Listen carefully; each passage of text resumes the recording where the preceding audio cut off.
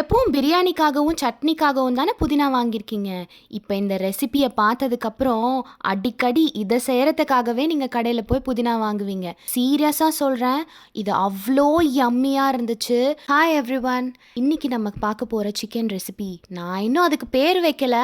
உங்களுக்கு ஏதாவது பேர் தெரிஞ்சதுன்னா அதை கமெண்ட்டில் எனக்கு சொல்லுங்கள். அதையே நம்ம அதுக்கு வச்சிடலாம். ஸோ முன்னாடியே நான் ஓவர் நைட் உப்பு, மஞ்சத்தூள், மிளகாத்தூள் மட்டும் போட்டு கட் பண்ணி மேரினேட் பண்ணி நான் ஃப்ரிட்ஜில் வச்சுட்டேன். இப்போ நான் இங்கே சிக்கன் பிரெஸ்ட் எடுத்திருக்கேன். நீங்கள் போனோட எடுத்தாலும் இன்னும் இந்த ரெசிபி டேஸ்ட்டாக இருக்கும்.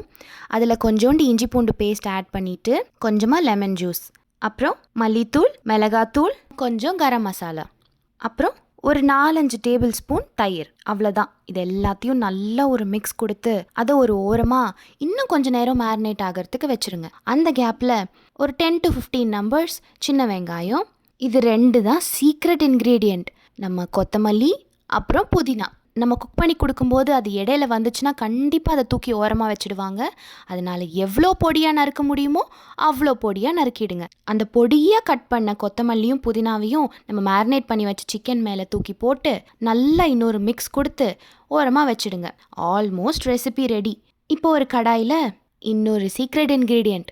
நமக்கு இதில் நிறைய ஆயிலெலாம் தேவைப்பட போகிறதில்ல. Just 2 table spoons of ghee. அதில் அந்த கட் பண்ணி வச்ச சின்ன வெங்காயத்தை போட்டு நல்லா சாட்டே பண்ணி விடுங்க. அதுக்கப்புறம் அது கலர் மாறினதையும் நம்ம மேரினேட் பண்ணி வச்ச அந்த சிக்கனை அப்படியே இதில் போட போகிறோம். போட்டுட்டு நல்லா மிக்ஸ் பண்ணிவிட்டு மூடி வச்சு குக் பண்ண போகிறோம். இது ஆக்சுவலி ட்ரை ரெசிபி தான். இதை கிரேவியாலாம் பண்ண முடியாது. வேணும்னா ஸ்லைட்டாக தொக்கு இருக்க மாதிரி பண்ணலாம். ஸோ கொஞ்சம் வேணும்னா தண்ணி ஊற்றிக்கோங்க.